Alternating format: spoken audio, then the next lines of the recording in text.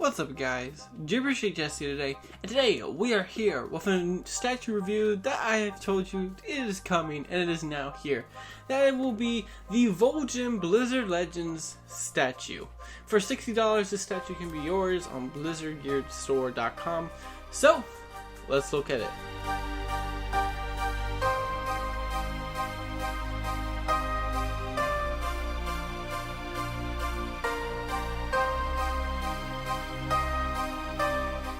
So, if you haven't seen my unboxing, I was very excited about this statue.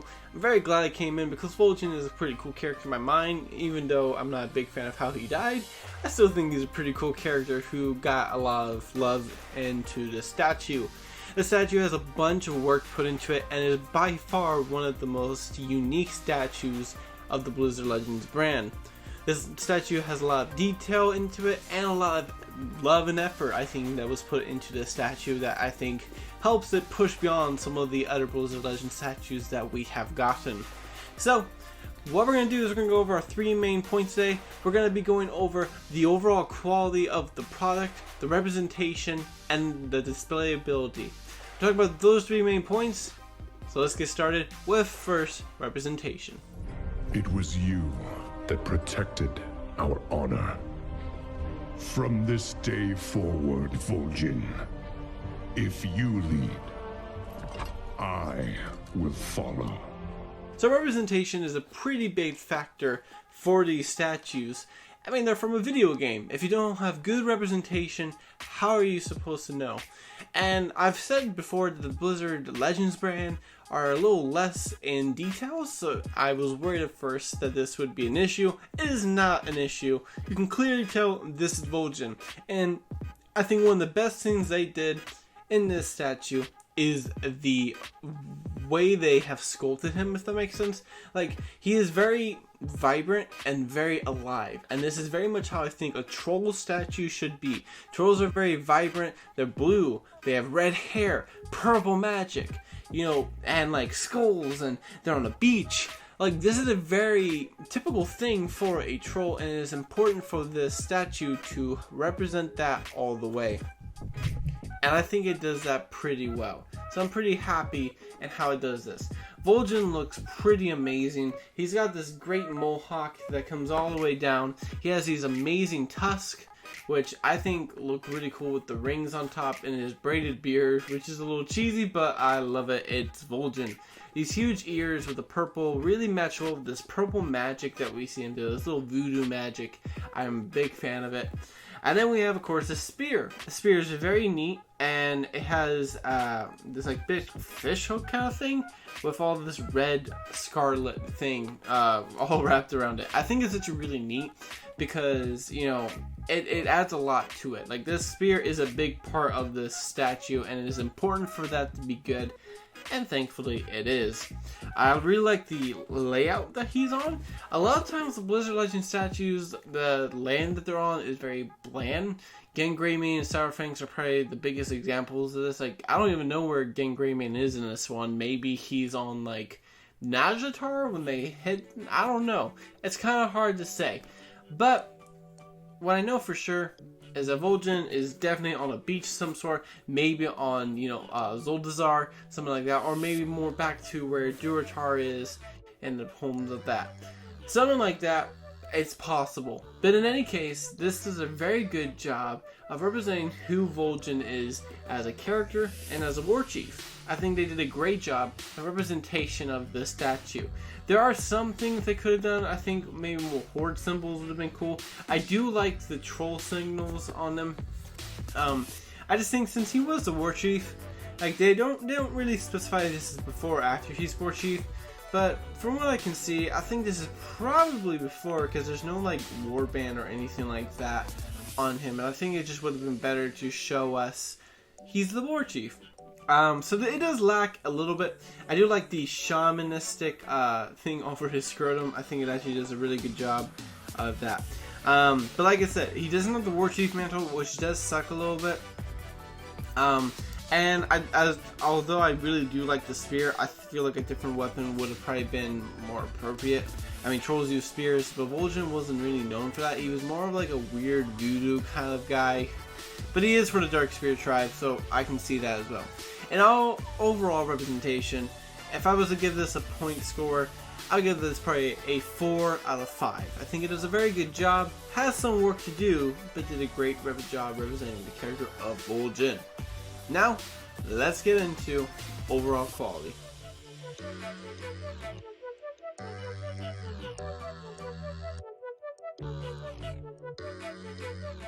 So overall quality is a pretty big part of statues, especially when I expect them from Blizzard. Blizzard does a great job with quality in their statues, and like I've said before, this is no exception. I think they actually did a really cool job and a very creative job with this. The magnet.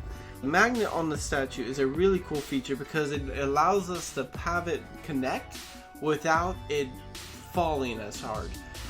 Mothel statue is one of my favorites. I think it's probably the most beautiful displayable ones that the Blizzard Legend statues have, but it is really fragile. Those wings things will come off if you are not careful, and that is a problem. So with this one, I am very happy with how it comes out because this is stable. Yeah, it will shake a little bit, but it's not falling out. It is secure in its stance, and I love that. In overall quality, I am very happy because the mohawk, I don't have any risk of that breaking. These tusks are a little fragile. Now you do have to be careful with that. I would not be surprised if one of these tusks came out. The right one especially is a little wobbly, and I do not want to mess with it because I'm afraid that it will fall out.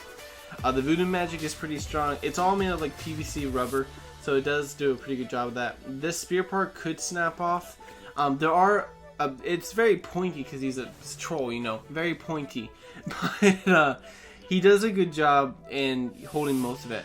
Like the mohawk, I don't worry about. The spear is fine. Most of it is good, but there are things like the tusk I do worry about, and like you know, just a few small tidbits you do have to be careful with. This is not a statue where you can just grab from the top. Like the Gangrene Mane or Sourfang ones are very sturdy, very simple, very slick. This is more complicated, and you pay a price for that in overall quality. Overall quality does pay a little bit of that because it has more detail. Unfortunately, that's kind of just like the reality of it. The more detail you do sometimes, it's harder for quality. That isn't always the case, like if you're doing armor and scaling, but when you're doing a bunch of pointy things like this, that is a case that can happen. So, overall quality does a pretty good job. It's better than like the Mothel statue, but probably not as sturdy as your Gangrene Mane or Sourfang one. So, in overall quality, I would probably give it a 4 out of 5 as well. Now we get to our final segment, Displayability.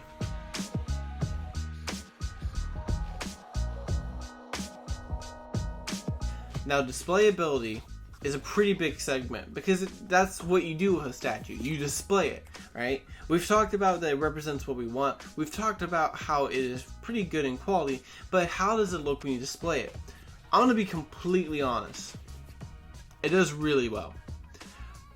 Vol'Jin is probably the first or maybe second best statue to display. I really think the Footman Soldier from the BlizzCon statue, 25th anniversary of Warcraft 3, is a really good statue for displayability for your alliance. Also, the Mothel is a pretty good contender once you've settled and got the wings in securely. But this one is so good at displayability, and I'm going to tell you why. The Blizzard Legend statues are terrific. They're great. But the problem, especially with Alliance characters, is they use darker colors. And the darker colors are a big problem because if you have them under a shelf or something like that, they can get dull and they can get darker. And it can become an actual problem sometimes. And it makes it a little harder to dust and things like that. But this guy, Vol'Jin, is so vibrant. He has so many colors that it is awesome. He's got the red hair that matches, by the way, I would like to say, with his red spear. He has this great tooth, alright? And then this huge, all this vibrant blue. And he's on this beach color land, sand, tan, with a purple ears and voodoo magic. It's so vibrant on the color palette that it is so wonderful to display. And if you have this next to any of the other statues, it is an easy sell because he looks so nice compared to them. Yeah, if you have like perfect lighting on all of them, you may not notice this as much, but in average lighting in an average room, stuff like this is a pretty big deal. Having a really good statue like this that is so good at displayability really makes me happy. I think like it just looks really good from far away. You don't see some of the small things, which the small problems that I have with it, and I think it just looks really good. I'm really happy with it. But from this, I'm a huge fan of displayability. It's probably the #1 part on this statue that I can give it credit for, because it just does so well in how it feels and how it looks, and just compared to the other statues, this display is probably the best. So with displayability, I'm going to give it a 5 out of 5. I think it's a great statue to display, and I think it just looks terrific next to the other ones because it really helps pop out. It really helps separate itself from the rest of the crowd. Yeah, it's really good, guys. So overall, the Vol'Jin Blizzard Legend statue for $60 is a solid statue. In overall quality, in overall representation, and displayability, it is very firm. I probably think that this is the most quality they have put into a Blizzard Legend statue. I could fight that with the Mothel one because the quality of like the detail and all that is really solid in that one too.